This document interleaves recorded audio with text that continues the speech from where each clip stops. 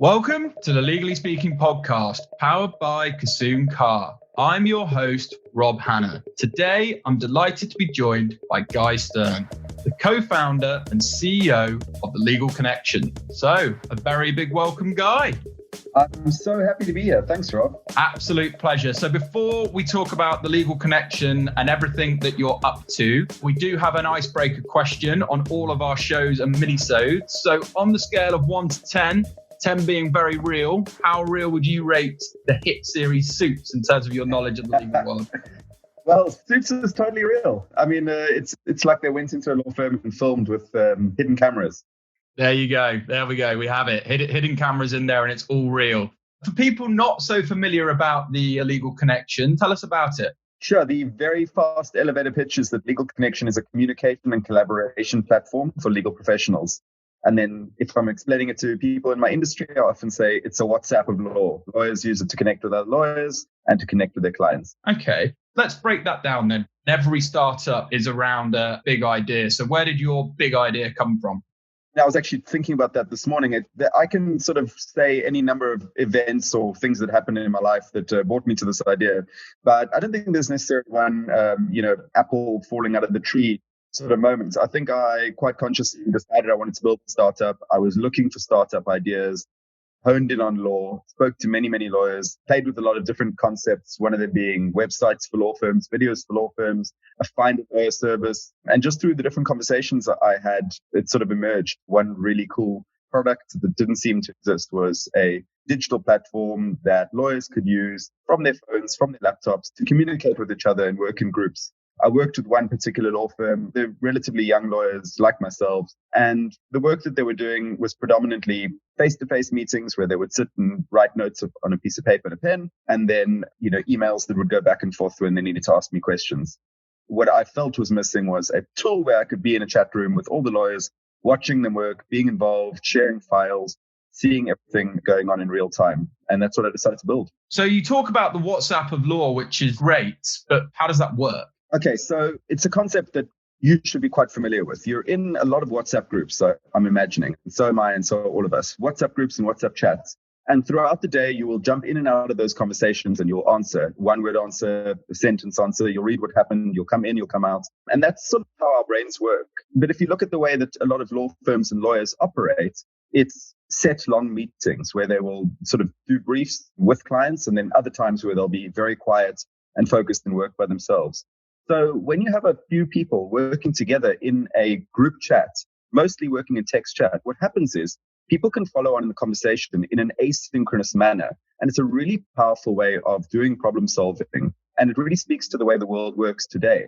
People are busy. Everyone's doing a lot of the things at the same time. And getting everyone together on a Zoom call, getting everyone together in the same room to solve problems at the same time is not really possible anymore. So using these group chats, you can sort of change the way that lawyers work.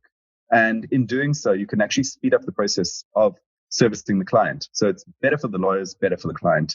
And yeah, that's a little bit salesy, but that's the sort of really big idea. Yeah, no, and I love that. It's just faster, more efficient, slicker process. And then sometimes people will say to me, well, why not just use WhatsApp? And WhatsApp is a great tool, but it's not right for lawyers. You might be a lawyer needing to be briefed on a case. If you get into a WhatsApp group, you can't read what happened before you.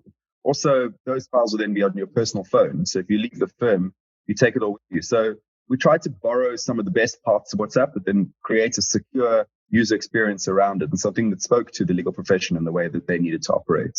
Great stuff. And you definitely sort of eat, breathe, and sleep all things legal tech. Where does that sort of passion come from? Because it's really important if people are trying to get a startup off the ground, they have the big idea. The idea is just one part of it. You've got to have that passion to follow it through. Where do you get yours from?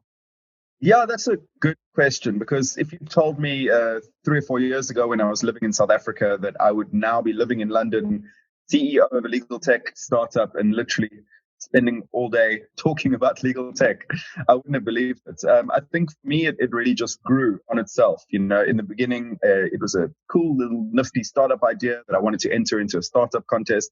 And the more I learned about it, the more I listened to podcasts and read blog articles and went to legal conferences, the more excited I became about my idea and about the industry that I was innovating in. And I don't know if that answers the question. I don't know if there was one particular light bulb moment or if there was something innate in me. I think I just get excited about it because it's really cool. What do you think? I mean, you're in the same sort of sector that I am. Why did you get into law?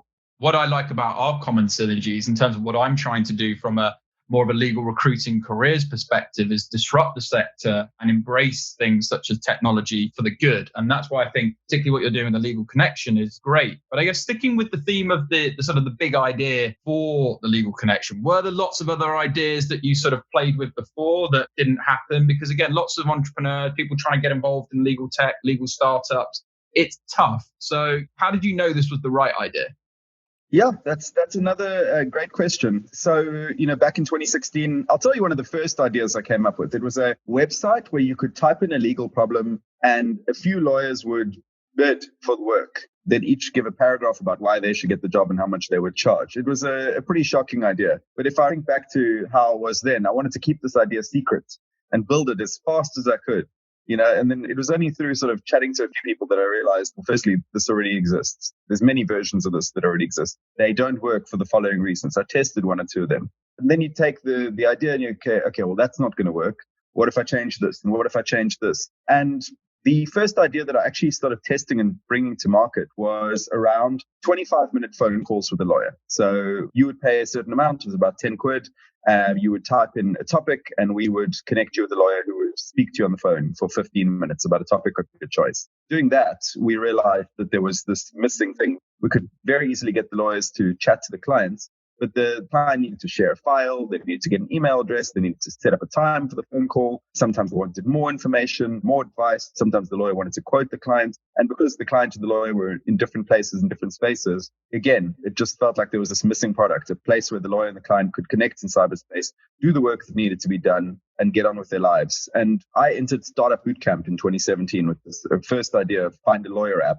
And even at Startup Bootcamp, they took a look at some of the user experience screens that I'd built on where the lawyer and the client would chat. And they said, why don't you build that thing? And so another thing happened, which was lawyer I was working with and dealing with. She said, I've got an interesting feature for your product. What if it could help me to track referrals? I deal with a lot of lawyers in my network. Many of them don't work for my firm. And I'm constantly sending out work and collaborating with different lawyers from different firms. What if there was a product that could track that? And I said, well, that's not exactly what I'm doing, but let me think about it. And again, it was a lot of sort of distilling and taking this and putting it on top of that. What if I put this concept and this concept together?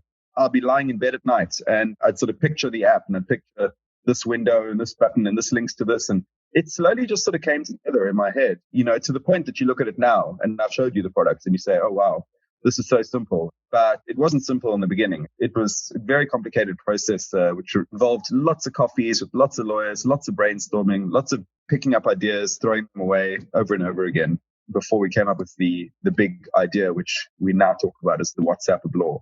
And I just love that idea. And obviously next week and throughout the Miniseries series, we're going to be talking about the next steps and how you break into that. But I guess just sticking with the sort of big idea theme as we wrap up, any tips for people who want to try and get creative or struggling to get creative with ideas or, reservations or concerns that they have? Any tips you would give to those people? Because everyone's trying to attack the legal sector right now because it's so under innovated compared to other sectors. So what would you say to people trying to do that who are trying to get those creative juices going?